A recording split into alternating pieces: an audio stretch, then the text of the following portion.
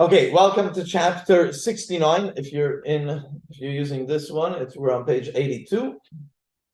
Page 82, chapter 69. We're also not going to, just like we did last week, as the last chapter, we're not going to be able to finish it all in one go. There's 37 verses, 37 psukim, one more than last chapter. So we're going to do half of it today, God willing. We're going to try. So now, it's interesting. If you look over here, it doesn't even have a headline. It doesn't give you any headline. But we're not going to do like we usually do to translate it and then to come back. We're going to go straight into it. That's true. They don't have a little. This one doesn't, and I'm not sure why. I looked around to see, but I did. I mean, a lot of the Mefarshim, a lot of the commentaries do give a introduction to it. Especially who's saying this and what's it about. So, as a form of introduction, some say there's a minority opinion that say that David HaMelech is writing this about his own troubles. The main reason people say that is because it's said in the singular. If you look at all the Hebrew, all the comments are said, Hoshieni, help me. Not help us, right? It's help in the singular. So as soon as it says the singular, so who are we talking about in the singular format? We can't be talking about all the Jewish people if it's in a singular format. So therefore, some say that it's David HaMelech talking about his own troubles that he's going through. Though, and we're not going to get to it today. We'll get to it, God willing, next week. It's a little hard to say that because of the end of the chapter, which we're going to get to. But most say that this is referring to the troubles that the Jewish people go through in Golus, in exile. And while they're going through these troubles in exile, crying out to Hashem an end to the Golus. We need an end to the Golus already, right? We know that Hashem put us here for a reason, but still, it's enough already. We want an end to this exile already. So that is the prevailing opinion of this chapter. And the question obviously is then, why does it say in the singular if we're talking about the plural, if we're talking about the masses, if we're talking about all the Jewish people? So why does it say it in the singular format, right? So what's the answer to that? Unity. Very good. Very good. One of the commentaries say that just like when the Jewish people came to Har Sinai, we're dealing with this in the weekly Torah portions of now, right? When the Jewish people came to Har Sinai, came to Mount Sinai, it says Vayichan Sham Yisrael Neged Har, that the Jewish people Vayichan, they encamped there, but it doesn't say Vayachanu, that they encamped. It says Vayichan, and he encamped, or in singular form that they encamped, but it was one person encamped. What's the story there? Rashi famously says Ki ish echad b'leiv echad, that they encamped as one person in one heart, which means that there was a unity that made them all one. So the same thing over here, some commentaries come to say that the crying out of all the Jewish people about enough of the Golus, enough of the exile, is in a singular format. Why? Because the Yidden are all one, just like they're unified in their crying to Hashem for the Gula, for the redemption already.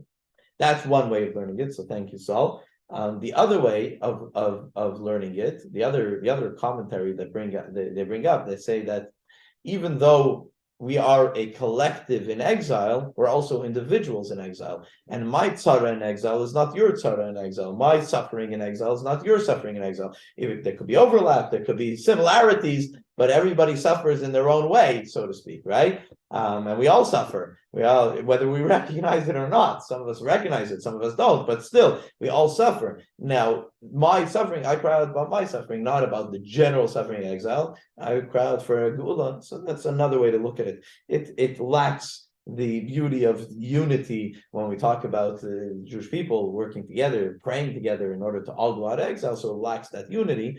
But still, there's something to be said for a person praying for his own redemption, for his own tzaras that he's going through, asking for redemption from that. I always thought that was Tehillim 1. That was what Tehillim was. your own, you're suffering your own, and you open up and you Right. read for your own Listen, salvation, negation. a lot of it, you could look at it even from the perspective of David HaMelech. A lot of his crying out to Hashem was for his own suffering, right? And sometimes that's what it was. So yes, there's that aspect, but there's also the general aspect.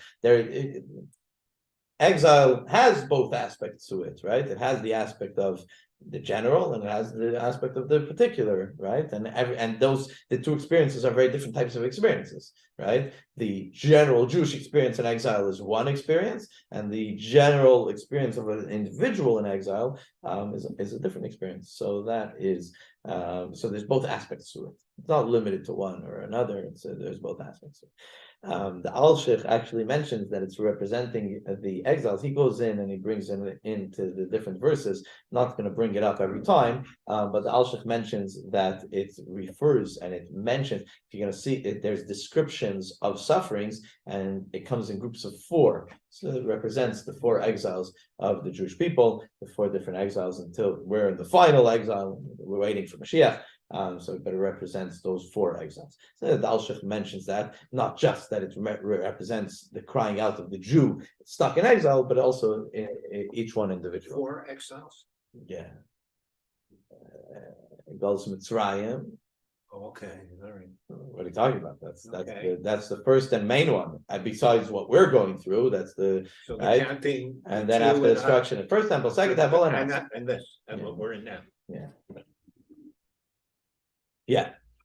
Listen, look at the timeline. The Al-Sheikh didn't live so long ago. So one of the guys on the timeline, one of the important, he lived in Svas, like he wasn't. Yeah. Okay, so he lived in our exile, already at a point that we were over well over 1,000, 1,500 years in exile, right? The pain and suffering in exile. Okay, so let's do it verse by verse. Lam natzech al Shoshanim l'David, ben conductor on al Shoshanim on Shoshanim l'David. Shoshanim means a rose. So the Metzudas famously says, he said it already a long time ago, that when it says Shoshanim, there was a certain type of musical instrument that looked like a rose. It had the look of a rose, and that's what David HaMelech was referring to, that it was a musical instrument that looked like a Shoshana, looked like a rose. Rashi, though, over here says that it's referring to the Jewish people that are like a rose between thorns. Shoshana ben Achoichim, it's, I don't remember where that pasuk is from, it's somewhere in Tanakh. It refers to a comment from one of the prophets saying that the Jewish people are like a Shoshana ben Achoichim, like a rose between the thorns. Right? So today, you go to the store and you buy some roses. You might think that the rose is just a beautiful rose. But back in the day, you couldn't get a rose without the thorns. Today, also, if you grow your own, right, the whole thing of a rose, it's missed on some people, because if you go and get a dozen roses in the store, you don't realize that they took off the thorns. Something so beautiful like that, but it comes with thorns. It's a very powerful message in and of itself, and it's used very often as a analogy towards the Jewish people, because we very often get stuck in places. That we are the Shoshana ben Achoichim. Sometimes we're not the only Shoshana, right? We're not the only rose, but still, it happened too often in our history, where we were the rose, and everybody around us, or a lot of people around us, were looking to do whether it's negative against the Jewish people or even to the world in general. So this is the way Rashi talks to it. So Rashi, with the approach that it's talking about the Yidden in Galus, that the Jewish people in exile are the Shoshana ben Achoichim, they are the rose between the thorns. Pasuk Beis, number 2. Help me, Hashem, because water has come to ad nafesh. What does it mean ad nafesh? So he translates over here, until my soul. Where's my soul? How far does the water have to go until it gets to my soul? Any ideas? Until the soul?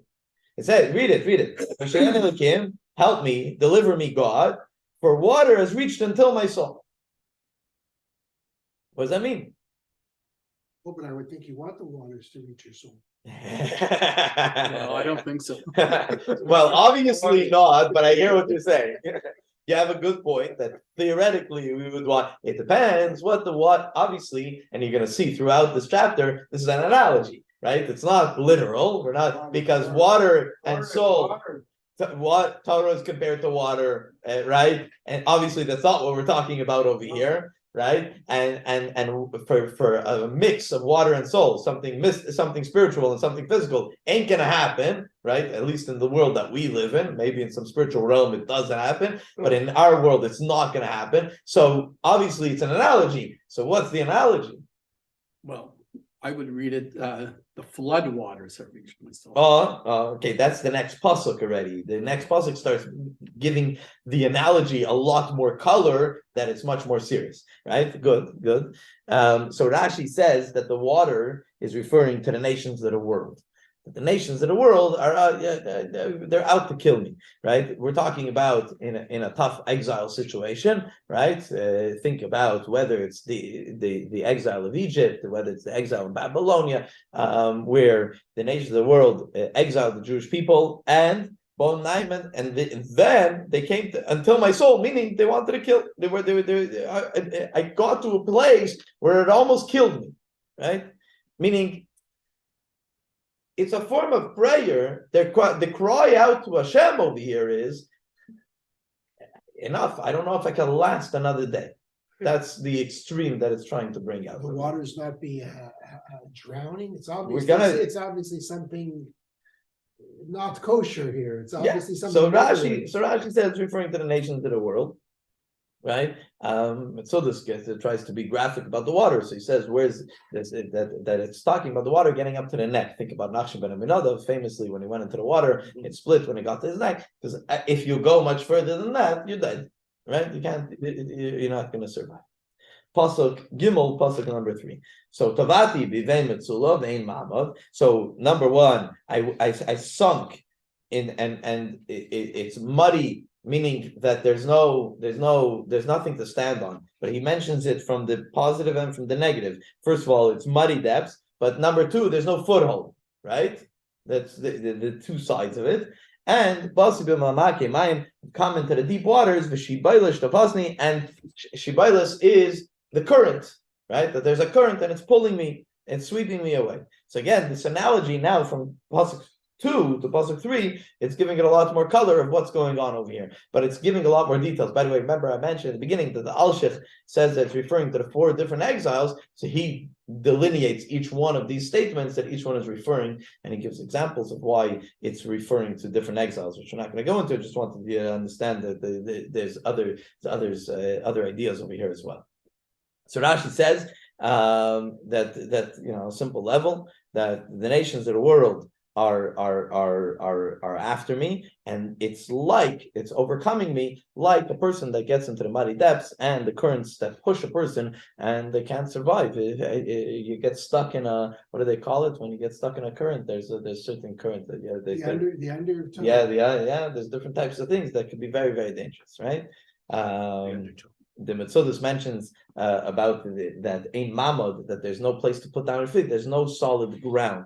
Always a person. Can you imagine a person that feels, for better or for worse, the exile that we live in, we don't feel this way. You don't feel that there's a current schlepping you in a different way. If we did, maybe we'd scream out Masai a little bit more. We would ask for Mashiach a little bit more. But this idea of the deep troubles of someone going through an exile. Think about someone that was in not so distant past in Soviet Russia, or someone going through the Holocaust, or something like that. So current is Shibolet? Yeah. That's a direct translation of the word current. That's the way all the commentaries translate it. It's not so simple. Don't we use Shibolet another thing in a food? A type of Shibolet is the kernel. Is a kernel like the wheat kernel or the barley kernel or something. Could be also called Shibolet. Could this not be like evil inclination? There's a lot of the waters have reached my soul. You're sunk in the muddy depths without foothold. You're sliding into gullus. You're sliding into internet garbage or whatever, right? Or just like a negative lifestyle. I can't say that it's not that. I don't know. I didn't see anybody saying that, but I can't say it's not that. You look at the psukim, it could definitely be represented. Yeah. So, I don't know that much about sinking into the slime of the deep, although that has happened to all of us when we go into water and it feels slimy a little bit. But I know a lot about the current sweeping you away, because I've been swept away by many, many currents in my canoe trips. And I can tell you, it's a very helpless kind of. And that's when you're in the boat. Because imagine if you're in the water. Oh, in the water. Oh, when you turned over, right? That's the scary. Yeah. In the boat, you're the master of the current. Right. You're trying to tame the current. Right. When you make a mistake, then the current tips the boat over, you're just going down, hoping you won't kill yourself on a rock or something. Right. Not get separated from from your boat or from the other people, etc. Right. So that's the scare of the current. Yeah. I was thinking of quicksand. So the mud I thought was quicksand. Most of the Rashi uses the word muddy, like something that you can't. But yes, I thought it was the same thing. Sinking. Because Kavati, where else? You're not sinking in mud, though you could sink a little bit in the mud, but quicksand. Quicksand. Yeah, I was thinking the same thing. I didn't mention it, but it was like my own thoughts. If I didn't see it written anywhere. Though I wonder how you write quicksand in Hebrew. If Rashi would be able to write something like that. But yes, that same idea. Yeah, and the Radak says that the reason why the analogy brings up so many different things because it's compounded tzaras. When we go through exile, it's compounded tzaras that a person goes through, and that's what he's crying out for, the compounded things that are going on, many different things that compound one another. Each individually are scary and deadly enough. Right, but altogether it's even more so. So he says it's a remez, it's an analogy. All of the commentators say it's an analogy to troubles that a person will be dealing with, whether you say on a real personal emotional level or in a physical level, meaning the tzaras, the negativity of what's going on in exile. Again, we don't experience it the same way, but think about the guys that went through real tzaras in Gullus. We live in a happy place in Canada, and you can imagine in a first world country today. Like, what kind of anti-Semitism do we deal with? Think about our ancestors in Poland or in Russia, or talking about pre-Holocaust or even Soviet Russia, when people that wanted to do anything and they were stopped, etc. So this is. This is the idea of crying out when going through some troubled times. Pasuk Dalit, pasuk number 4. So Yogati, work hard. Yogati means putting in effort, from the word lahagia, to put in effort, right? So Yogati bikari. So I put in a lot of effort calling out to Hashem. Nichar greini, that my throat became dry. Yesterday, Chana spoke at an event for something, and she was telling me that her throat got so dry she needed a bottle of water. So I said, it's funny, like I always need something, and she knows even when I used to do the Zooms from the house. She sometimes used to bring me. She realized I forgot to bring a bottle of seltzer. I used to go through a half a liter minimum in an hour class, because my throat would get dry. When you call out, when you speak too much, when you speak a lot, your throat gets dry. The Medrash over here brings an analogy. It says, how do you know if a child is crying? Why is the child crying? Because there's no parent around, let's say, right? The parent left the house and the child is crying. You walk into the house. How do you know? How could you tell how long ago did the parent leave the house? The riddle that the Medrash asks. How do you know? The stronger the crying means the parent probably left recently. Exactly what the Medrash says, right? If it's a very, very strong cry, the kid still had hope. Nebuch, right? But the kid still had hope. If it's just a whimper, means that they're upset, so it comes out in a cry, but it's already been a while that they've been crying. Medrash mentions it's a scary thing to think about, but that's our situation. We're sitting in Galus. What kind of cry do we have today? a whimper type of cry, and that's what this pasuk says. That my throat's already dry. My eyes already stopped looking heavenward. Think about that pasuk for a moment. It's a very powerful pasuk. That's why also one of the reasons I don't think it's about David HaMelech, because David HaMelech never would say on himself that he stopped looking heavenwards. He always said that he was continuing. This is talking about after 2,000 years in exile, 2,000 years in Golus, and a person feels that, wow, it's already tied. What's my cry going to help? 1,800 years ago they cried about exile, and that was maybe a real heavy cry. Now, so that's what it mentions over here, pasuk Dalet. Yeah. So when someone's drowning, call out for help, and the pasuk is talking about this guy who's crying out. I already called out for help to the extent that my throat is dry from calling out so much, and it's been so long that my eyes stopped looking heavenwards. Start being like, is Hashem coming to help me right now? Is it going to happen right now? Pasuk Hey, number 5. Rabbi Masaris Roshi Soinai. So Rabu means, from the word Rav, means a lot. So there's many. Mitzvah Reishi, even more. I'm going to say it the way the way I think the way Rashi more or less explains it. That so many more than the hair on my head. I guess I hope it's talking about someone that actually has hair on there. Yeah, but it's more than the hair on my head. Meaning that's the idea of a lot. Sinai, Chinam, they hate me for nothing. Sinai, they're my detractors. They hate me, but Chinam for nothing. Also, my Smithside, they want to kill me. Oy by Sheker, they talk about lies. Asher loy gazalti, I never stole. As Ashiv, but I'm still returning. What is this idea? What's he saying over here? So the way I understand the pasuk, the way I translate the pasuk based on the commentaries, says I can't overcome them because they are many. That's number one. So this is a person in exile, or David HaMelech, but a person in exile can't overcome the rulers of Golus, the rulers in exile. There's so many of them, more than the hair on my head.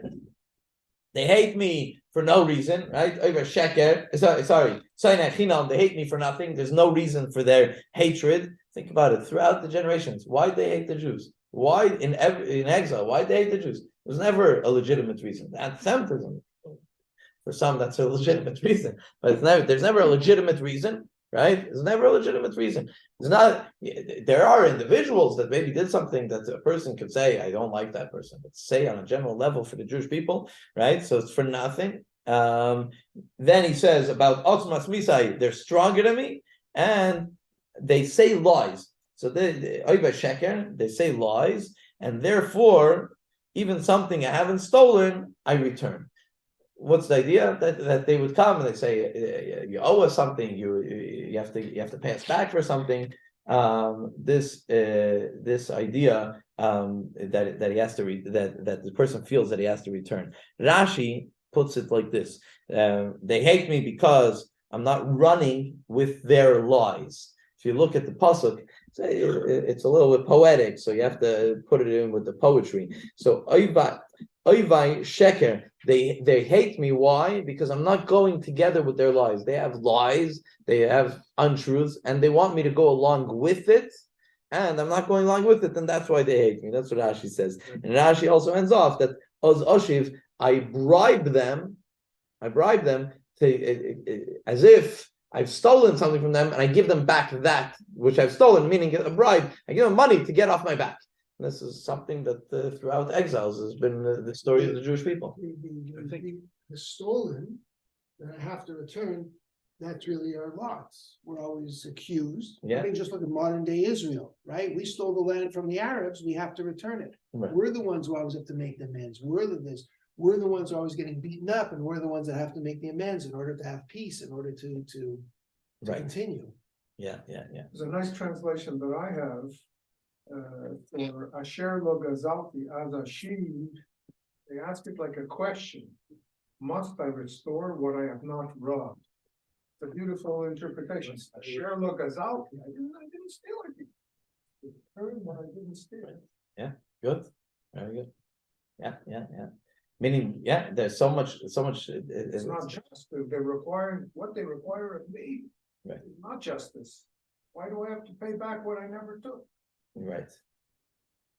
Very good. Yeah.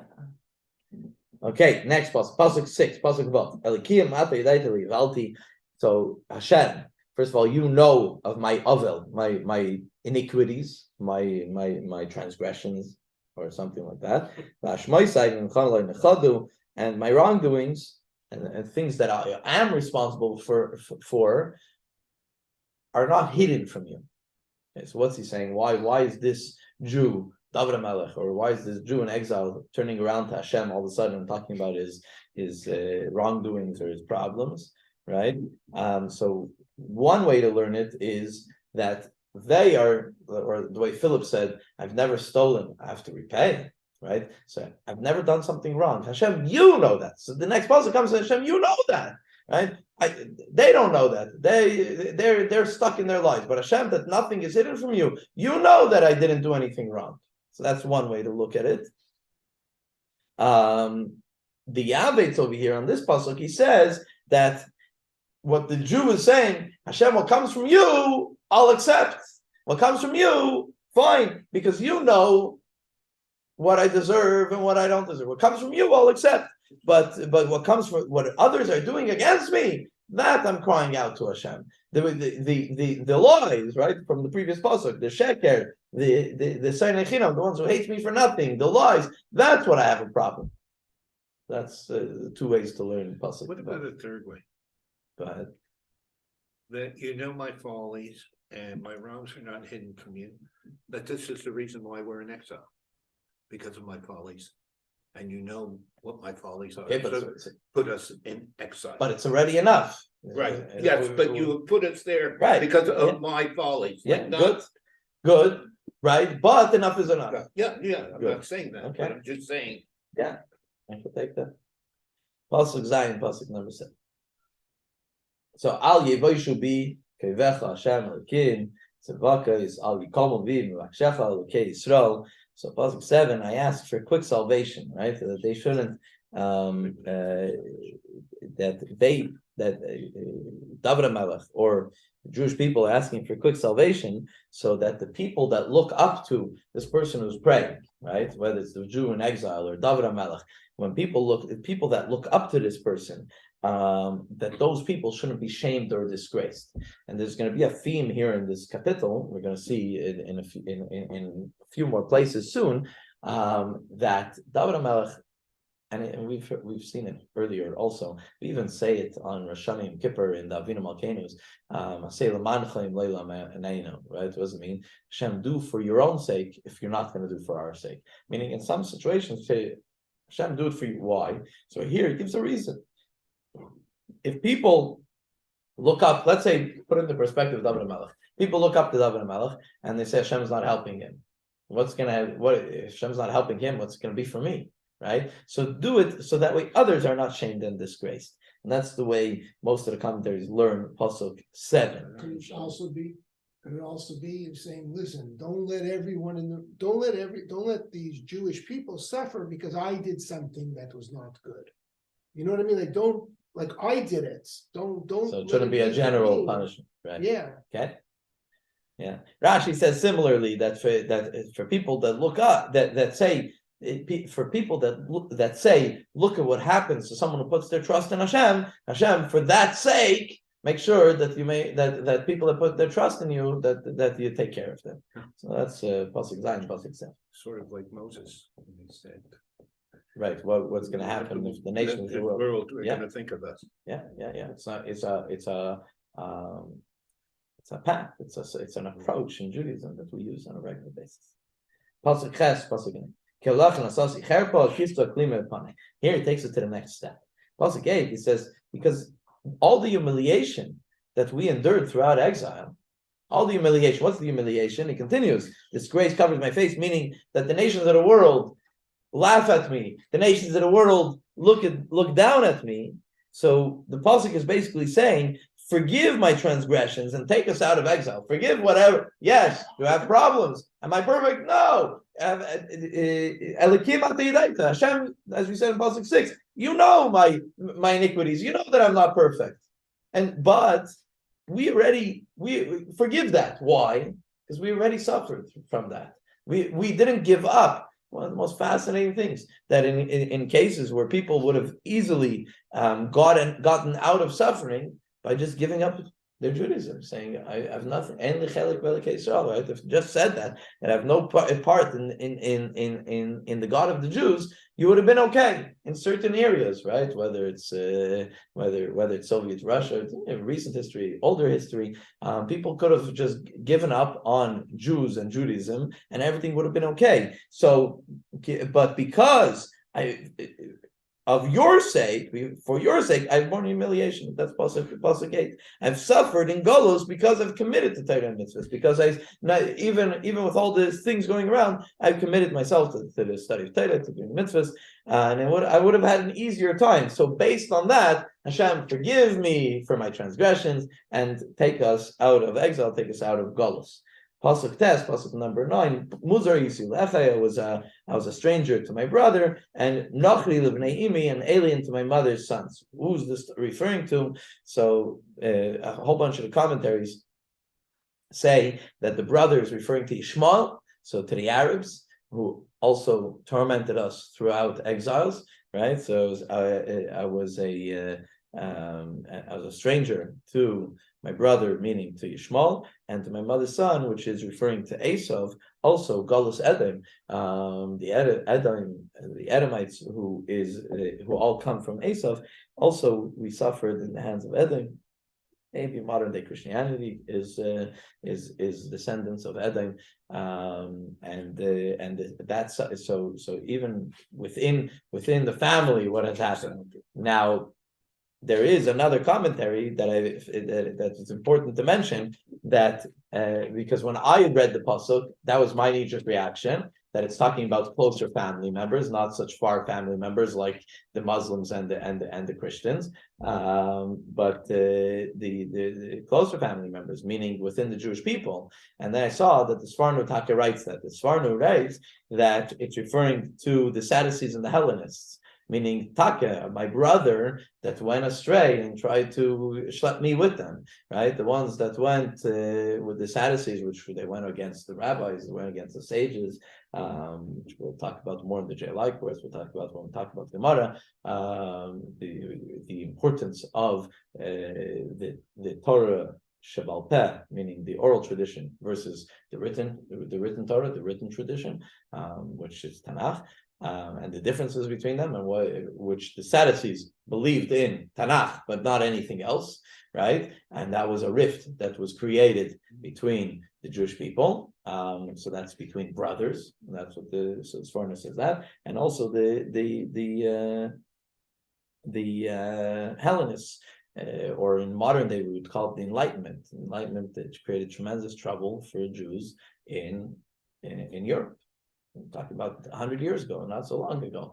They created tremendous trouble for the Jews in Europe, and similar to the Alice. I don't know if it's how similar or whatever. I'm not in that level to pass judgment on any of that. But it created issues between brothers, and that's the way the Sforno explains it. Wasn't the Enlightenment about 250 years ago?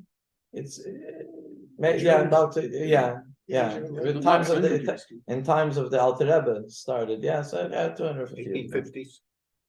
No, before 1800s, Yeah, early 1800s. 18th century.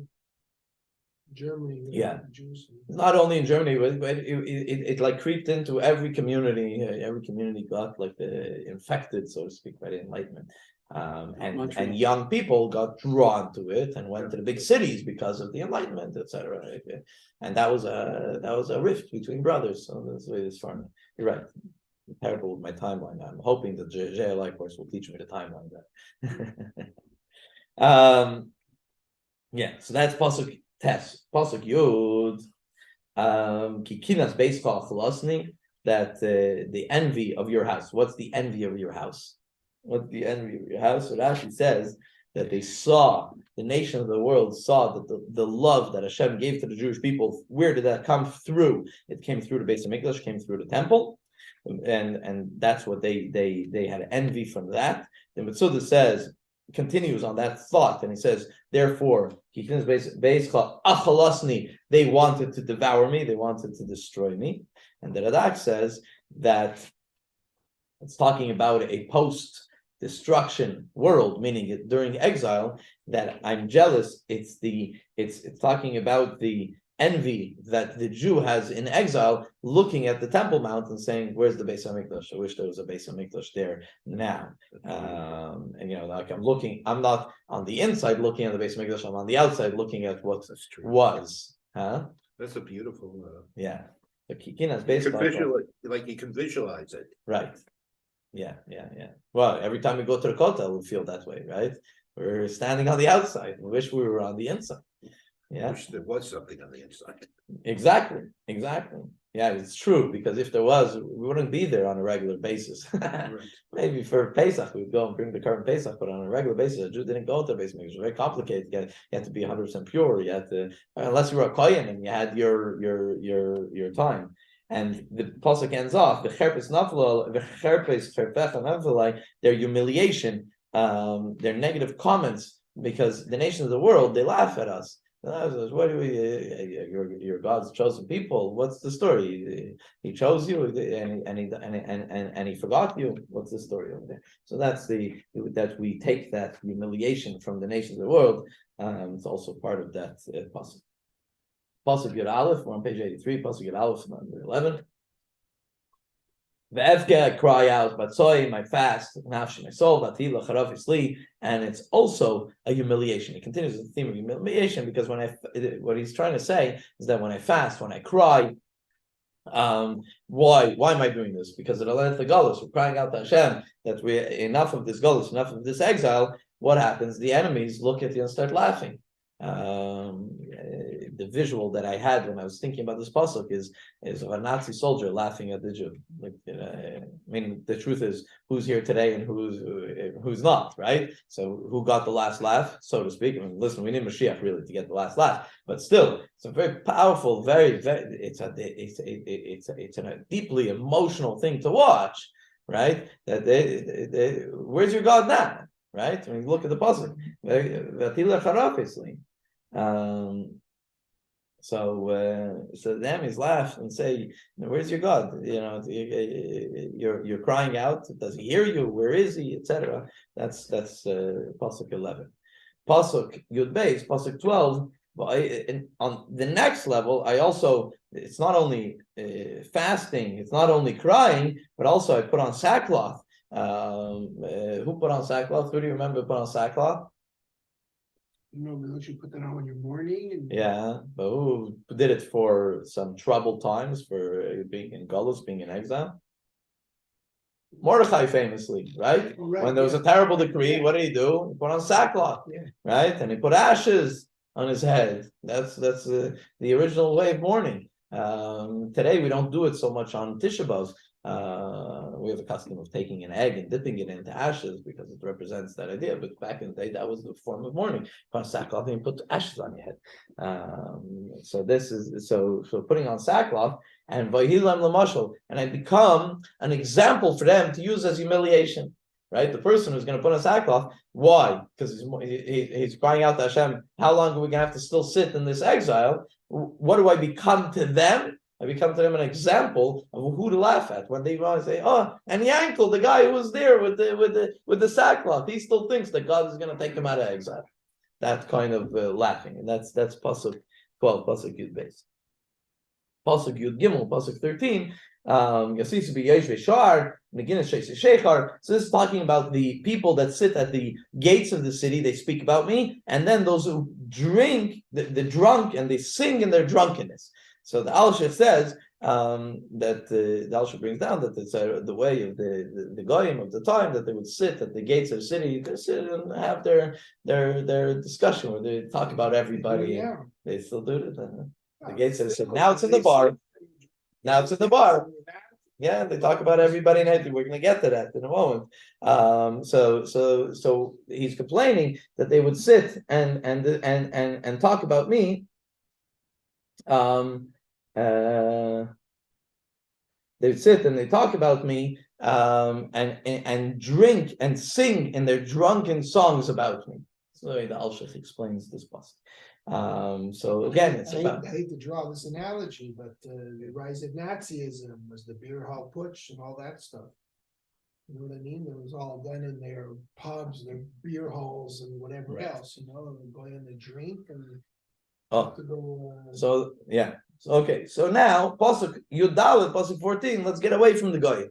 Vani, but me, the Jew. What does the Jew do? Vani svilasi lecha. My prayers towards you, Hashem. Eitz ratzein in an opportune time. Elikim b'rav chazdecha, but God in the infinite kindness that you have. Aneni, please answer me. The emes yishecha with your salvation, with your ultimate true salvation. So. This pasuk sound familiar? Where do we say this pasuk?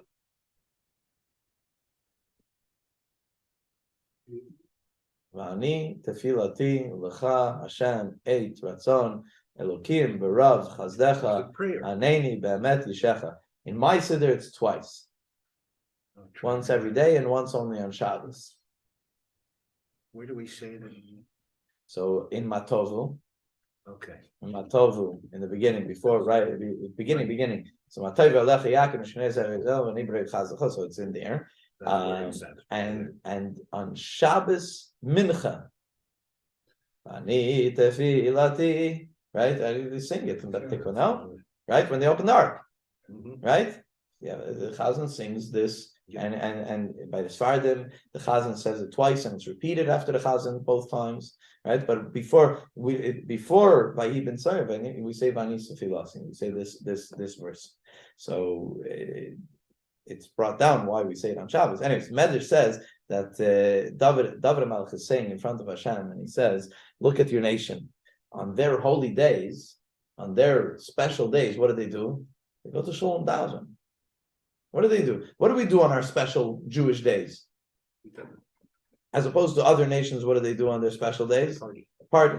That's what Medrash brings down, right? Instead of going to the bar and getting drunk, we go to shul and we daven. And get drunk. No. We'll get to it. That's just We'll get to it. No. We'll get to that. Rashi says that it's more of like a prayer. May it be your will that the time of my prayer is an Eis Ratzon. Is an opportune time, right? We're looking for an Eis Ratzon. Philip, remember this pasuk from Gemara Brachas? I'm going to get to it. Think about it. We mentioned Which this pasuk 14. It's brought down in Gemara Brachas because it's talking about prayer, right? It's talking about prayer. So Rashi says that it's a form of prayer. V'anis filasi, that when I pray, please Hashem, it should be an Eis Ratzon, it should be an opportune time that you should be listening, right? Because sometimes it's more of a auspicious time and it's a better time to daven, and sometimes less of an auspicious time. So it's a prayer. I don't remember where it's from, but a commentary that said that Vanis Vilasi, my prayer is that when I pray, it should be an Eis Ratzon. Right? My prayer should be an Eis Ratzon. And that way, anytime I pray, it's an Eis Ratzon, it's an opportune time. So my first prayer is that when I pray, it should be an opportune time. The Radak says, all I have is prayer to save me. I don't have, against the nations of the world in Galus, all I have is prayer. Ani, you talk about them, that what they have and what they laugh at me, etc. But all I have in my arsenal is to pray to Hashem. That's all I have. Prayer to save me from my enemies, huh? Pretty. What else do we have? IDF. Well, yeah. Well, that's why They need our prayers. They need our prayers. Exactly. First and foremost, right? Right. Yes, it's good, and it's yeah. Yeah. So the Radak says that the person is crying out, what I have is my prayers. I'm hoping that it's an opportune time, so we'll finally get out of Galus. The Yavet says the nations of the world, after they eat and drink, they laugh at others. They sit, they eat, they drink, they laugh at others. They have a good time on someone else's expense. What does a Jewish person do after he eats? benches. He benches. What does he do after that? Goes to shul for mincha. I find this year the mincha minyan here by lunch. It's like fascinating to me. It's the best year we ever had. On a small day like today, we had 20 people here for mincha. On a big day, we even had over 30 people. It was during the break, the end of December, beginning of January. We had some days we had 30 people here. What's the concept? A person takes time in the middle of his day, whether he's working, whatever he's busy with, takes time. He says, "No, I'm going to take a few minutes and daven to Hashem." So fascinating thing is only we're it's like it's a mind blowing idea, and that's the whole concept of mincha is that, especially in the winter, right? In the summer, you can have it so late that it's not in the middle of your day; it's literally at the end of your day. You have to stay up sometimes for Ma'ariv. Well, not here in Montreal, but in other places, sometimes Ma'ariv could be so late. I was once in Moscow for Tisha B'Av. The fast didn't go out till after 11 p.m. That was a long fast, a long Tisha B'Av. But what happens after you have your Shabbos meal? Okay, maybe you get chapa snooze, but you're back in shul to daven. You're back in shul to study Torah. That's what a Jew does, right?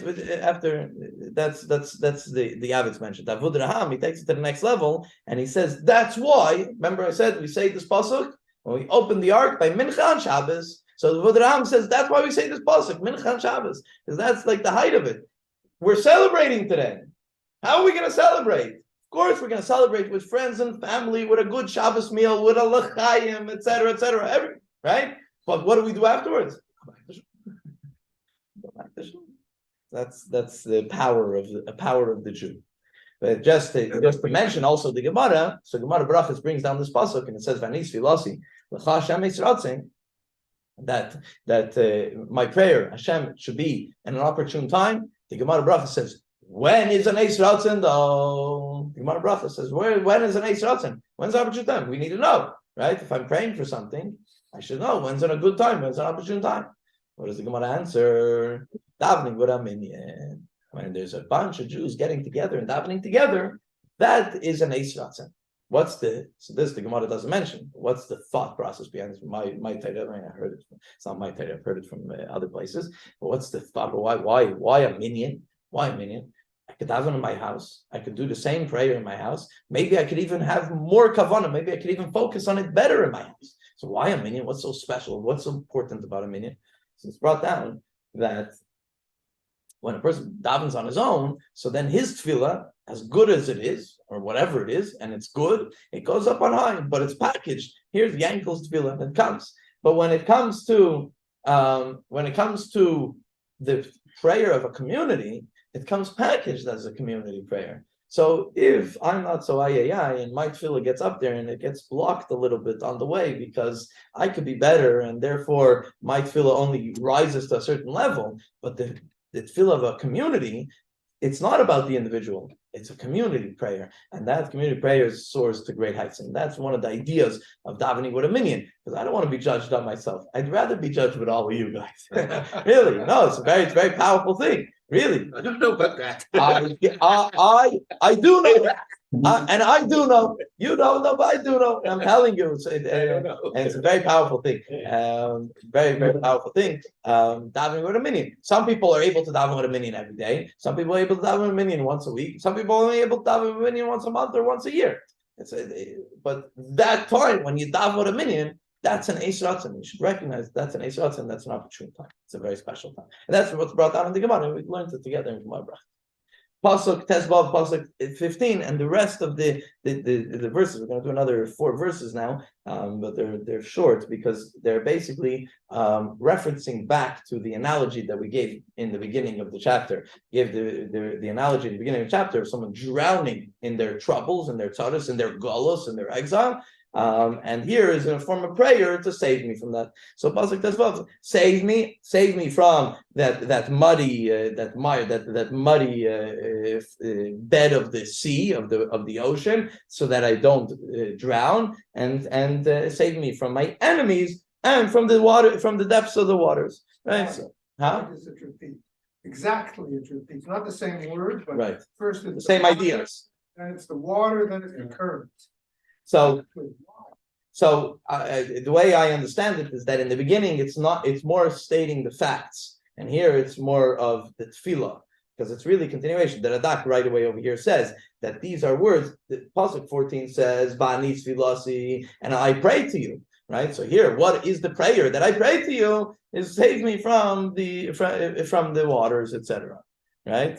That's the way the way that Radak mentions it, but that's the way I understand it. That more in the beginning, it's talking about the statement of the current affairs. This is what goes on in exile, so to speak, or this is the overwhelming whatever that the person goes through.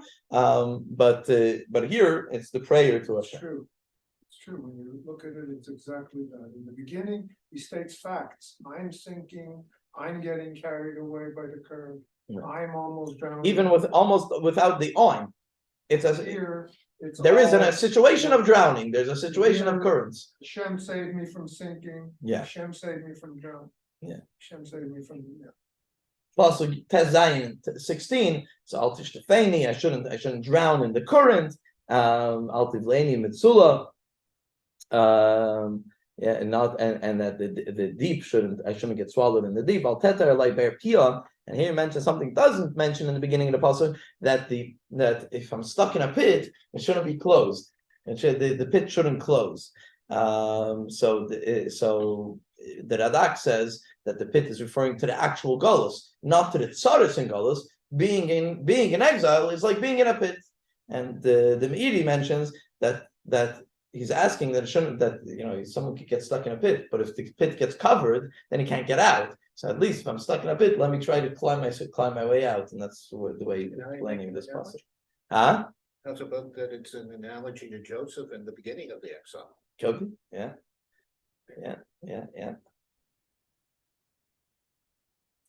Yeah, interesting. Right. But yeah. Pasuk Yud Zayin, Pasuk 17. Aneni Hashem kitei chasdecha kirev machmech pnei Eloi. Answer me, Hashem, because you're good with your chesed, with your kindness, and turn to me with your mercy. The Yavit says that this is really a prayer format of the person that feels that he's not worthy. So he's asking for it to be on the version of chesed, not midas adin. Don't judge me, just do it because of Hashem's unlimited kindness and mercy, and that's why you should save me. Don't look at my actions. Look at your kindness and mercy. Pasuk Ches, Pasuk 18. Don't turn away from your servant, meaning don't turn away from the Jewish people. It's tough for me. It's very distressing for me, and answer me quickly. The Radak says, "Al taster pornecha," don't hide your face, meaning don't hide the way someone that is hiding from someone because they don't want to talk to them. So he's like, don't avoid me. Al taster pornecha, don't avoid me. Mitzvah says, answer me quickly because we're getting close to the end. I don't know how much I'm going to be able to handle of this anymore. And Pasuk Yutes, Karval Nafshi Ga'ala. Get closer to me and bring the Geula, the redemption, the mine on behalf, in order to answer towards the haters. Pedeni, save me, bring me salvation. So, what is the idea of karva? Bring me close, because in the time of galus we feel far, we feel distant. In a time of geula, in a time of redemption, in a time that there's a Beis Hamikdash, you want to feel close to God. Go see the Beis Hamikdash, see the temple. You'll feel close to God. But in time of galus, in time of exile, we could feel distant, and that's the karva. We're asking for there to be a closeness again. And redeem us so that the enemies shouldn't be able to say anything. Now they could laugh at us. So redeem us so they shouldn't be able to say anything. And on that level, also, even if I'm not worthy, Hashem, please save us. So that way the enemies shouldn't be able to laugh at me. And Ritz Hashem, we're going to stop over here and continue from here next week. Okay, welcome back. We are in the middle of chapter 69. Samach Tes. Last week we did the first 19 verses, and we're up to verse 20. So if you're in the Chabad Tehillim, we're on page 83. But any Tehillim that you find, we're all the same. Actually, the most fascinating thing, something connected to the JLI course, right? That Tehillim, whether you open up a Tehillim here, you open up a Tehillim from 500 years ago, a quote from Tehillim in the Gemara, it's all the same exact Tehillim. Anything from Tanakh is it's so powerful that it's so divine, it's so spiritual that it stood the test of time, literally. Tomorrow night we're going to be talking about the Medrash and how we have hundreds of years of Jewish learning, of Jewish authorship. I mean, obviously it wasn't recorded in the same way, but that we don't have. I was speaking actually with Zalmi. I was speaking to Zalmi this week, and he was telling me that he's on a certain group and he sees updates and says that now they're finding manuscripts in all different types of places, and we're showing them with commentaries that never really got and they're publishing Svarim today of stuff from. So we're not talking about 1,000 years ago, well, maybe 1,000 years ago, 500 years ago, or 600 years ago, and stuff that are coming out today. It's a fascinating thing. Anyways, okay, so until this part in the recording, at least on once we put it up on YouTube, I didn't put up last week's class because I'm going to merge it into one video for one chapter. But until here, we talked about the person's suffering. We talked about the fact that it is that for the most part we're talking about the Jew in exile, a Jew in Galus, and in suffering Galus is begging Hashem that you should finally bring salvation, bring the Geula, bring the redemption, and to be finished with the suffering. So that is what we had until now. Starting with Pasuk Chaf, Pasuk 20. So now we're going to be talking about what Hashem will do or does do, or the prayer form of what should be done to those anti-Semites, to those people who started off with the Jews throughout Galus, throughout exile, not just not just in the short term, but also in the long term. Meaning, what's going to happen to them, or what should happen to them? The comments that David HaMelech at least has over here about them. So first, it starts off Ata Yedaita, Pasuk 20, Ata Yedaita. So Ata Yedaita Chabasi Ubashli Uklimasi. So let's translate this over here. Ata Yedaita, you know. So who's you? It's a capital Y. Right? We're talking about the Eibishter. Hashem, you know. Karpasi, Ubashti, Uklimasi, you know the humiliation that I suffered, the shame that I suffered, the disgrace that I suffered, right? This at the hands of who? The hands of all the evildoers throughout the generations. We have to list them. We don't have enough time to list all the people who started up with the Jewish people over Galus, over the exiles, over the last 2,000 years and before that, etc. Right? It's not just the current Galus exile that we're in, but all the times that, if you remember, we mentioned that the Al-Shekhi over here, he brings out. I think I'm not going to bring it out for one pasuk over here, but he brings out how each section is referring to another exile of the four main exiles. So first of all, Hashem, you know what's happening, right? It's not something that's foreign to Hashem. You know exactly what's happening to me. And then negdecha kol tzoreh. So negdecha, what does neged mean? Okay, it's a cross. It's in front of you, right? So negdecha, in front of you, kol tzoreh, all my tzaras, all my or tzoreh, those who are making tzaras for me. Right? There's two ways you could translate that word. So the Metzudah says that negdecha kol tzoreh is that in front of you, it's obvious all those anti-Semites, right? All those evil people, all those people who made trouble for the Jewish people. It's negdecha, it's right in front of you. Even the person that's suffering doesn't necessarily know who's behind it, what's behind it, etc. But Hashem, obviously he knows, and Hashem will see. To Hashem it's obvious, and Hashem sees who's bothering the Jewish people. The Radak and the Meiri say that also what Metzudas mentions, but also it takes a step further. They think they could run, they could hide, they think they could get away with their terrorizing of the Jewish people, but obviously in front of you, Negdecha, in front of Hashem, you can't hide. You can't hide. Nothing's hidden from you. So that's one way of learning the pasuk, and I found fascinating how the Alshich learns the pasuk in a very different way.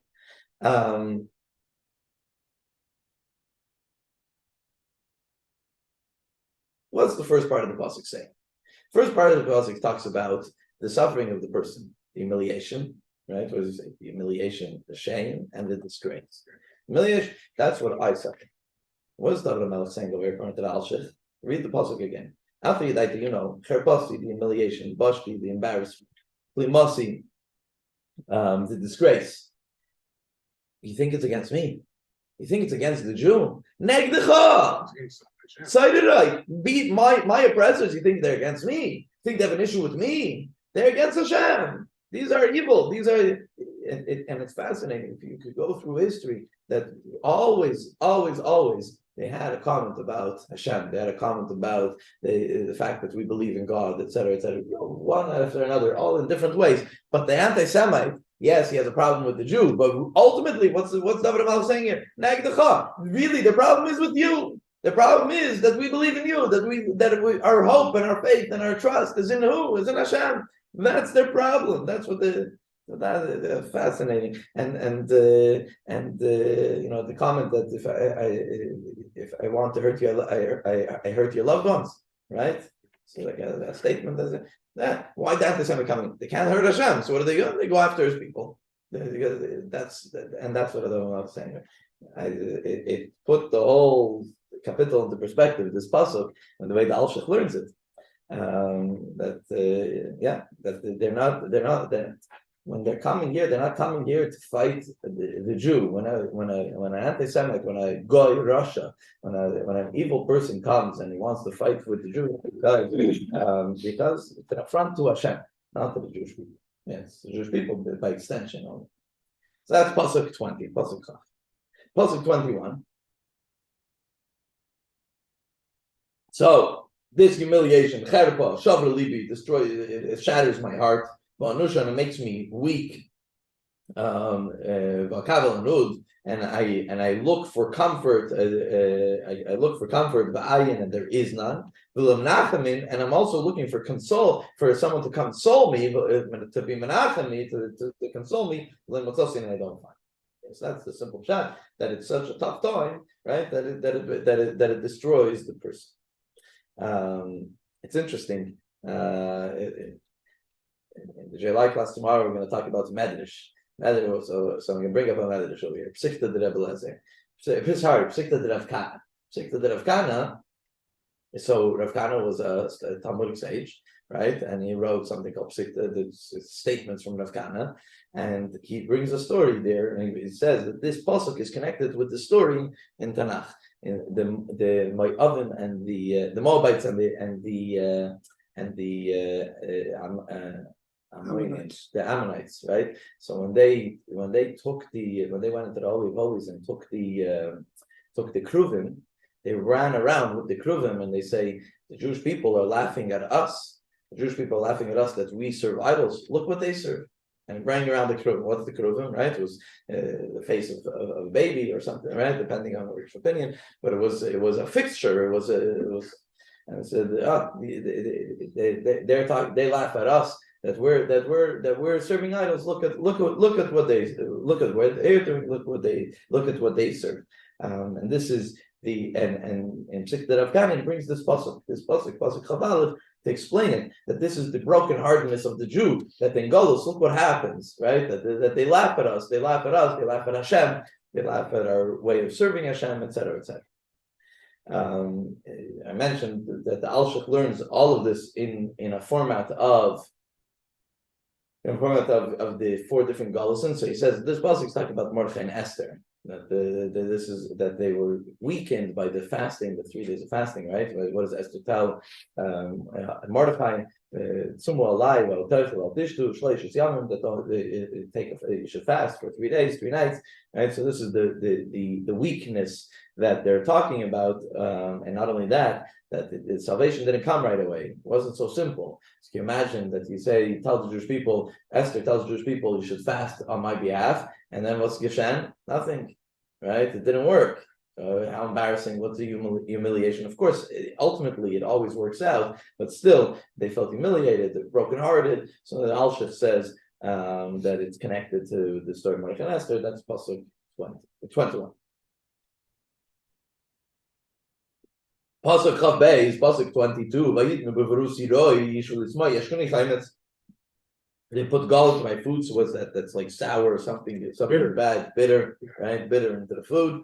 And when someone and then the food is bitter, so what do? You want to grab a drink? You want to say you want to drink something, and they put for the drink they put chemetz, they put vinegar, which doesn't help with anybody's thirst, right? So this, according to most commentators, is just a continuation from the previous pasuk. For the previous pasuk, he's complaining that there's nobody coming to console me, there's nobody that cares, etc., etc. But add insult to injury, not only they cannot come and console me, but they also someone's expecting regular food and they eat something bitter, it doesn't go down the same way, right? Or hard food, etc., etc. The Radak, interestingly, says that, think about it. We're stuck in Golos. We're stuck in Golos. At least let me enjoy myself. So the Jew comes and says, let me try to enjoy myself. The Russia still doesn't like you, right? Okay, so I'm not going to be in Yerushalayim. I'm not going to be with the Beis Hamikdash. At least let me have a good meal. It's an analogy, obviously, right? It's not talking about an actual good meal. Baruch Hashem, we could have a good meal. We're not talking about the actual good meal. We're talking about the analogy of the person says, okay, so I'm stuck in Galus, so at least let me enjoy myself a little bit. Comes Russia and says, every time the Jewish people felt a little bit comfortable in a country, says, okay, so yeah, we feel established. Everything is okay. Things are going to be okay. Boom, there's something else, right? That's the way that Radak learns. It says also brings this pasuk to life, right? That it's when I want to enjoy a little bit, the Rishayim, the evildoers, don't even let me enjoy a little bit. So this is the end of the person suffering. And now we start Yishul Chanam Lufnei, pasuk 23. So now he asks that this is the prayer form, and each pasuk over here, the way I understand it at least, is that it's midah connected midah. What does midah connected midah mean? Measure for measure. So everything that is mentioned in the previous psukim from the beginning of the chapter, where it describes the suffering, the pain, and the humiliation, etc., of the Jewish people. So now, measure for measure, the prayer format of asking for punishment, so to speak, for the people who brought this suffering onto the Jewish people. So, that they, the previous pasuk talks about the food. Why food? Because that's an area of stability. Without food, what are we going to do, right? I mean, we want that stability, we want to feel that stable, etc. So now, if their stability should go away, and that's Yishul Chanam, that their table should become a trap for them, just like they make our food a trap for us, so to speak, at least in a figurative form. I don't know, maybe at some point in history there was a literal format like that, but in a figurative format, right? So anything that they hoped for, that they thought that would be in a certain way, it should be paid back measure for measure. And whether it's their food will be a death trap, or it's going to be, the Mepharshim say, whether it's in quantity or in quality, there's different ways that could come about, and that they think that in their way they're going to find peace, but they won't find peace in that kind of way. It's interesting, the Mamleis, in a very in an elaborate, beautiful Hebrew. It's even though the Mamleis was not written in Hebrew, it was written in what's that language that they spoke in Spain then? Anyways, okay. Come up. What? Latino.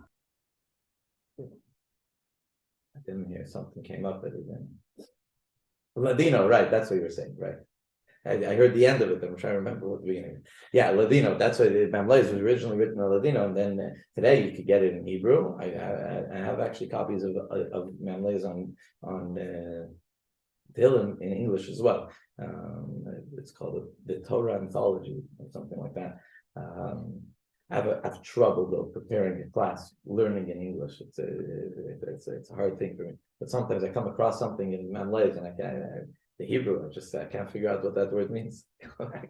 English translation for it. But yeah, so even the Hebrew is not the original language it was written in. But he writes a very flavorful discussion over there, and he says, what does it mean? Yishul Chanam Lufneim. That the tables that they set, what did the previous pasuk say? That they bring something bitter to the Jewish people. So he says, and he gives a whole a story of the person that goes and he tries to poison somebody else, right? So what? They're gonna sit down for lunch together, and he's gonna poison him, right? Unless you get in trouble with Russia today, so we don't really worry about poisoning today. If you get in trouble with Russia, you have to worry maybe about poisoning your food. But what happens? So Mamleis says the guy was so busy trying to put the poison in his food that he forgot which plate he put it on, and he ate from the plate that had the poison instead of switching it. Right? So he says that's what he's saying over here. The usual that the tables should be turned. The tables should be turned, and they should be fed their own poison. It could be literal, but also in a figurative fashion, because the amount of negativity that they throw towards the Jewish people, it should be turned, and it should be turned towards them. Next psukim go into that in that vein. Right, so the pasuk 24, they should become blind, their eyes should be darkened, and their loins should continually falter. So again, it's a continuation of measure to measure that we mentioned in the previous psukim of things that they do towards the Jewish people. It should happen to them. Pasuk 25. Tell me if this pasuk rings a bell. Where do we say this pasuk?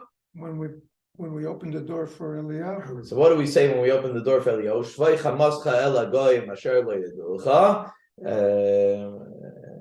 I forget the second pasuk. And this is the third pasuk. I think there's 4 psukim that we say, and then there's another in the first paragraph. There's 4 psukim. This is the third pasuk that we say. Right? Very good. So yeah, shvach aleim zamecha. What do we when we open the door? Talking about generations of galus, of hard galus. You're sitting by the Seder with your family, talking about Hashem redeeming the Jewish people from exile back in the day from Mitzrayim, and it's bitter for you too, right? You're sitting somewhere in Europe or whatever, and it's bitter for you too. And you sit there and you open the door for Eliyahu and we come, and this is it's a very powerful pasuk. Shvach, pour your wrath upon them, and let the fierceness of your anger overtake them. This pasuk, we're not talking about our neighbors today. Or maybe we have a neighbor that said, hope not, because then you're in trouble. But so it's talking about those who hold back the Jewish people, those who enslaved the Jewish people, those who gave the Jewish people a hard time throughout the generations, throughout the Galus. So this is what we're referring to, right? So this is the third pasuk of Shvei Chamascha. And just like we ask by the Pesach Seder, we're asking for the obliteration, literally, Hashem's wrath should obliterate the anti-Semites. So just like we do it at Pesach, so we do it over here in this pasuk.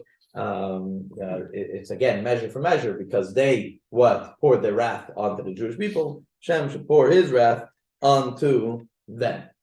Pasuk 26. And that their palaces, their palaces should be desolate, and they shouldn't be able to dwell in their tents. So again, measure for measure. They chased the Jewish people out of their houses. They should be chased out of their houses. The tents, I saw interesting that it's when do we use tents in Torah? Besides when the Jewish people travel through the desert, but usually when we refer to tents, by Halim, it's always a place of study of Torah.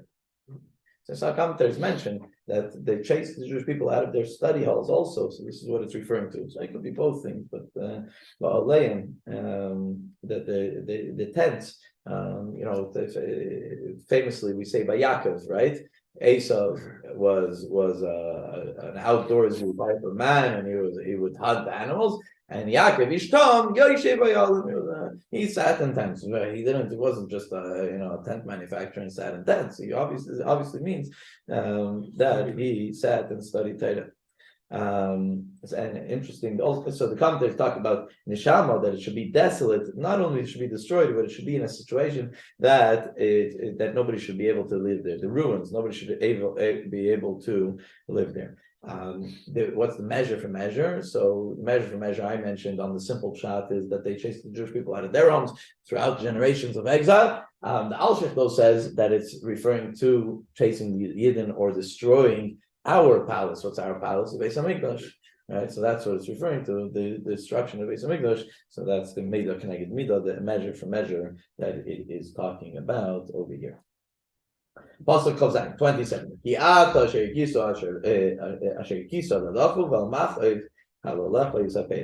So I have a translation I can't understand. Yeah, me neither. go ahead. It says, "For they hound those whom you have struck." They talk about the pain of your victims. I don't understand. Oh. So all of a sudden, all the psukim before this, what are we saying? They did this. they're terrible, they did this, they did it, right? They did a bunch of different things. And it's all talking about these evil people throughout the generations that have tormented the Jewish people, right? Comes this pasuk, the Radak and others say like this: Ata, capital you, Hashem, Asher Ikisa. We got smitten by the Russia. The fact that we got smitten, the fact that it all comes from Hashem, comes from him. He decided, he wanted to it. No, it all comes from you, Hashem. That ultimately it all comes from Hashem. And if Hashem didn't want it to happen, it wouldn't have happened. Right? All these things, the Golus, the exile that we're in, it's because the guy that destroyed the temple decided that it's going to happen. No, it's because Hashem decided to happen. And if Hashem didn't want that to happen, they couldn't hurt us. And Rashi says similarly, but Rashi takes it a step further. And by the way, I think that's where Rashi takes it from.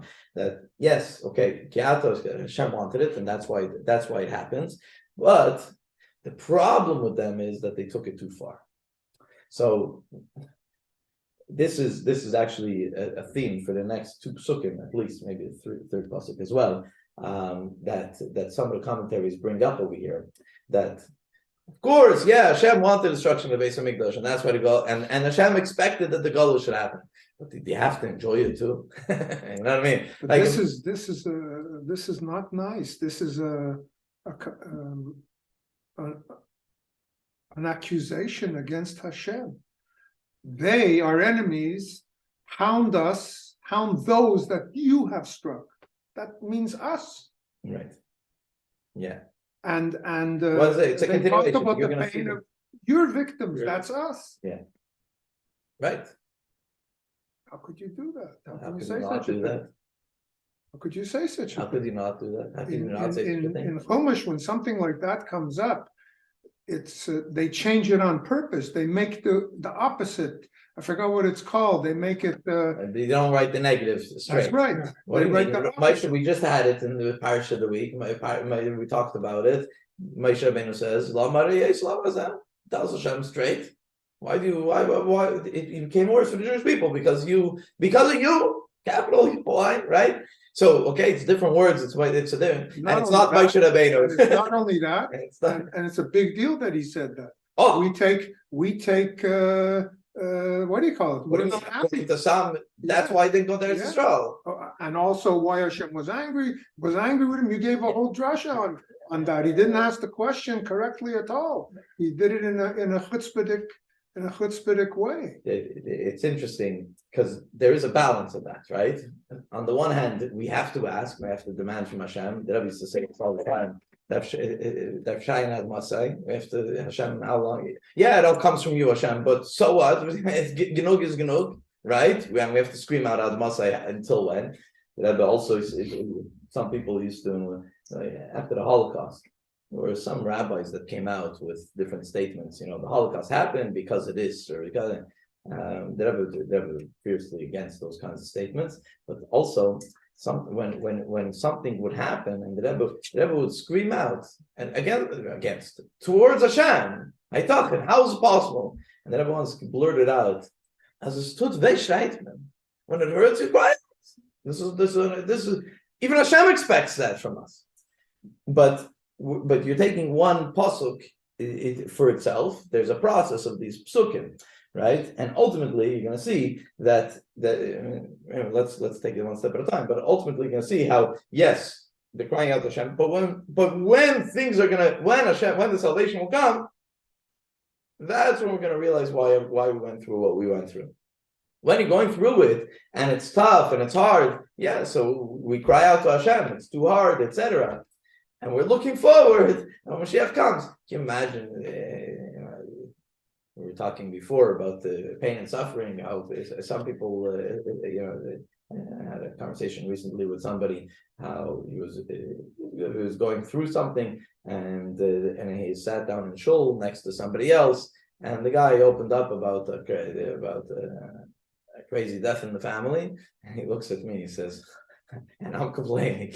He was like so taken by it, and I'm complaining. This guy went through tzaddis, and I'm complaining, right? So, anyways, but I told him, yeah, you should. When you go through tzaddis, you should have Hashem. It all comes from Hashem, and Hashem has the option, so to speak, and it comes from Hashem to change it and for it to become better. So we do cry out to Hashem. Why? By the way, when we talked about this one, remember back in the day when we did the davening class. One of the main reasons we cry out to Hashem, one of the most powerful things of why we cry out to Hashem, is because we're proving that we recognize that we believe that it comes from Hashem. If you don't believe it comes from Hashem, so then okay, so it happened. I'll cry about it. And I'm done. If you look back now, you see it's not the first time that he says this. He says it. Look what he says here in line 10 and 11. He says, "For the jealousy of your sanctuary has engulfed me, and the taunts of your vilifiers have fallen on me." We talked about it. Belong to you, these people. We said it even today in Pasuk Chaf and Pasuk 20 that according to the Alshich, they're not running after me. They don't like you, the victim, but it's all about you. Meaning it's from the same process. It's from the same concept. It's real tough. The real is tough. It's real. It's still So, meaning that we recognize that it comes from you, Hashem, but how much? And not only that, they went overboard. That they could. The guy that comes. That he does something and to somebody else, and they come to the rabbi, and the rabbi says, "No, Yankel, why did you do that?" He says, "Why did I do that?" Obviously, if it happened, it comes from Hashem. Hashem wanted it to happen. So the rabbi looks at him and says, "Yeah, it comes from Hashem. Hashem wanted it, but you didn't have to be the shliach, right? You didn't have to be that messenger. Hashem wanted it to happen. Of course, it's going to happen. You didn't have to be the messenger." And the same thing is over here that you're saying about the goyim, but even to the next level. That yes, of course, it comes from Hashem, but did you have to enjoy it? Did you have to take it to the next level? Did you have to take it to the next step? That's what we're talking about, and this is how the Radak, if I remember correctly, explains Pasuk 28. Now take their compound their sins. What does it mean, compound their sins? To take their sin and put it on top of their sin. What do you mean?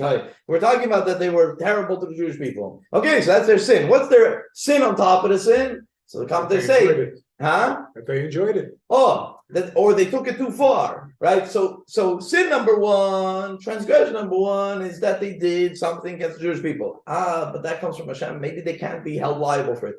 But since they took it too far, they enjoyed it too much, so to speak, right? So now the first sin is not because Hashem, because they really wanted to do it, right? So now that's Tana Avaina Avainam. That's the Valyavoy. And Hashem is very righteous and does nice things for people, but these people shouldn't get any of that righteousness from Hashem. That's Pasuk Chav Ches, Pasuk 28. So technically, if something happens and it's only because Hashem, quote unquote, not that we understand this, and not that we could judge this, and not that we could say that it's okay because Hashem wanted it, chas v'shalom. But in Hashem's world, so to speak, in Hashem's form of judgment, so someone that did something that he didn't necessarily want to do, but because Hashem, so to speak, forced the guy to do it, so that person won't get punished in Hashem's world. I don't know about punishment about Hashem. What do I know, right? But still, that person. But if he did it and he went overboard, so then not only for the overboard, but also for the first part, because the first part also is not anymore because Hashem wanted him to do it, it's because he enjoyed it too much, and because he wanted to do it. Pasuk Ches, Pasuk 29, and Yemachim say, "V'chaim, they should be erased from the book of life." What does it mean we should erase from the book of life? They're evil, right? Sometimes you have an evil person that for some reason did something good, and therefore he ends up in the book of life. So he's asking, it should be erased from the book of life. And and with the righteous, they shouldn't be written. What is it? So over here, it's two ideas. First of all, that they should be erased from the book of life. That's here in this physical world, that they should be erased from the book of life. And then in the future world, in the Eilam Haba, they also shouldn't come. That's where the righteous are. That's where the righteous will be. They shouldn't come to that either. They shouldn't come to that place where the righteous are in the world to come. But Pasuk Pasuk 30. V'ani, ani v'chayev, I am poor and koyev, I'm hurting. Yeah, and in pain. Only Hashem's deliverance is what's going to help me, what's going to save me, what's going to give me strength. So the Mitzvah says that he's talking about over here, and other commentators say this as well, saying that I have no strength, I have no kach, I can't fight against this, I can't. Sometimes there's a Yeshua, there's a salvation that comes from Hashem, but it's something that I have to do. I'll do my part, Hashem does his part. Over here saying I don't have any strength anymore, I can't even do my part. I need the whole salvation to come from Hashem. The Mitzvah mentioned this, but other commentators also say something similar along the same lines. That over here we're asking for salvation, not without us doing our part. We just need Hashem to swoop in and to save us and to bring about redemption. Pasuk Lamed Aleph, Pasuk 31. And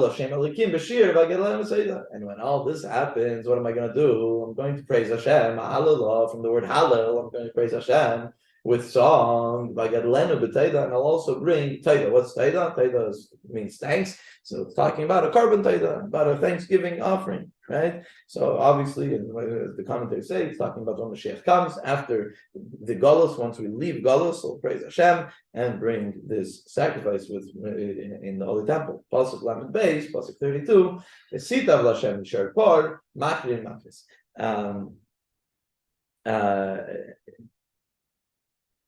What is Pasuk Lamed? So let's Lamed Beis. Sitav Lashem. And I'll do even better from the word toif. V'sitav, I'll do even better, do good, or will be good. Here is that translated. It will please Hashem. Meaning v'sitav will be good for Hashem. More mishar par, more than makne mafis, more than a sharpar, more than a sacrifice. This what's going to be better than a sacrifice? So Rashi mentions that the praises, the Ahalala, the beginning of Pasuk 31, the praises of Hashem is something that Hashem enjoys more than the sacrifices, right? Mamlei says, why are they greater than sacrifices? Because praise goes all to Hashem. When you say a capital Tehillim, or you daven and you say a lot of davening is Tehillim, and it's praises of Hashem, all that goes up to Hashem. All that goes. And it goes to the praises that come to the foot of the throne of glory. When you bring a sacrifice, maknin mafris,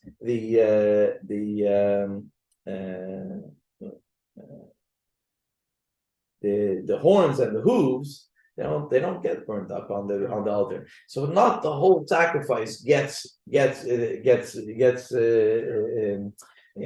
goes to Hashem, so to speak.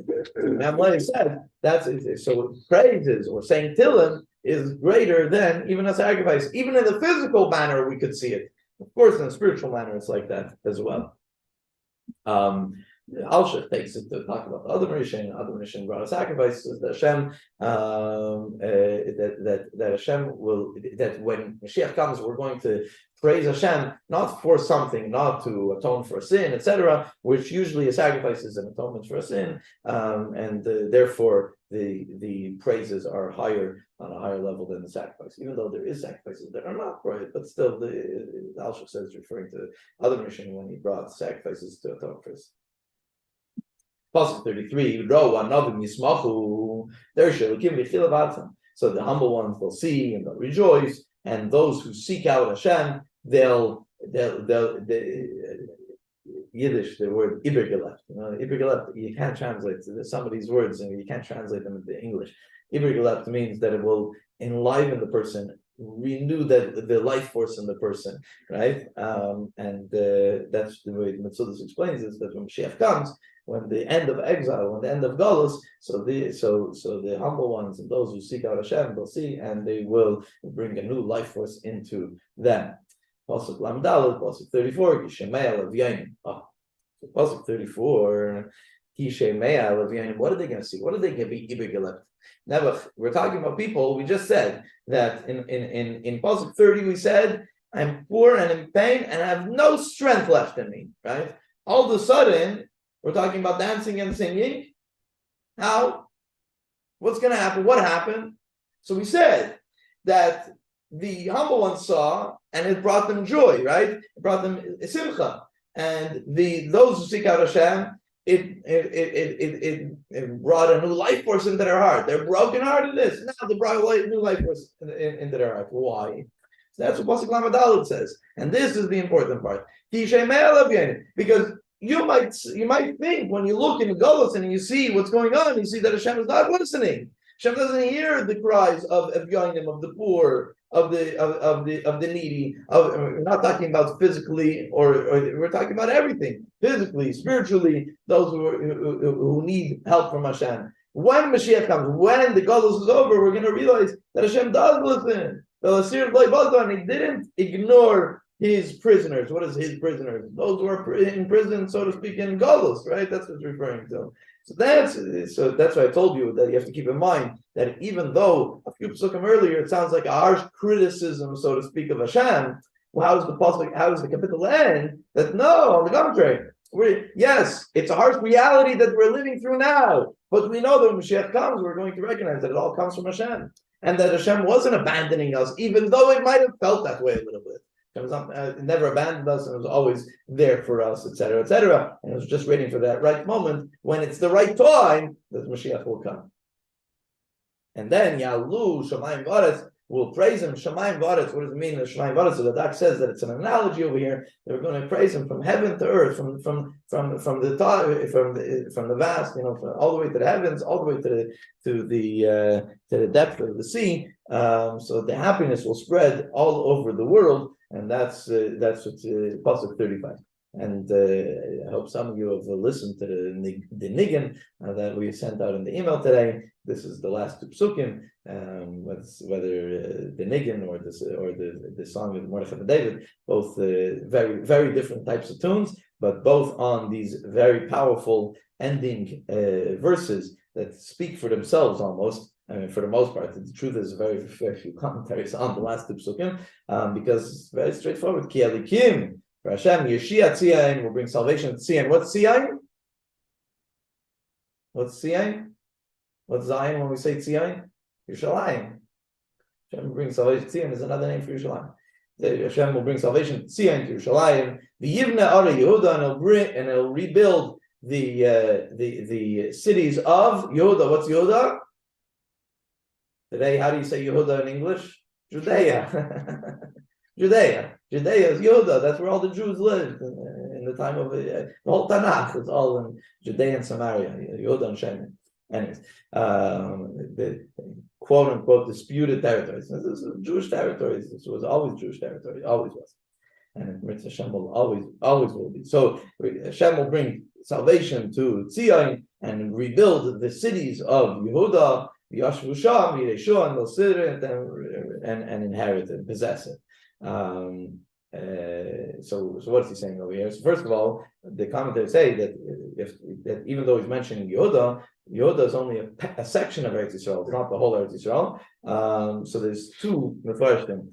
The Radak says even though he mentions Sion, which is Yerushalayim, and Yehuda, which is the cities in Judea, he means the whole Eretz Yisrael, but he's mentioning the main cities. Right? But he's saying everything in Yerushalayim, everything in Eretz Yisrael, in the land of Israel, all the Jewish people will come from exile, they'll come to Eretz Yisrael, not just in Yehuda and Sion. The Meiri, though, says that it mentions Yehuda because Mashiach is going to come from Yehuda, and it'll be undisputed. Why was there an area called Yehuda? Right, because it was disputed kingship, and there was a separation, and between the Jewish people. When Mashiach comes, it won't be that, and it will be one and the same. And Mashiach will be from Shevet Yehuda, and it will be over the whole land of Israel, rule over all of Eretz Yisrael. Pasuk 37, Zera Avadav Yinchalua, and the children of his Avadav, of his servants. Who's Avadav? Who's it referring to? Avraham, Yitzchak, and Yaakov, right? The children of our forefathers. So this mentions Avadav is the Avos, our forefathers, and because of their merit, Yishknuvah, they will dwell in the land of Israel. And that's Vayiva Shmai, the way it ends off. Those who love Hashem's name, meaning love Hashem, the Alshich says not just when Mashiach comes, but those who love Hashem, even during Galus, Yishkenu, they will dwell in the land of Israel. Now with that we finish chapter 69. Right.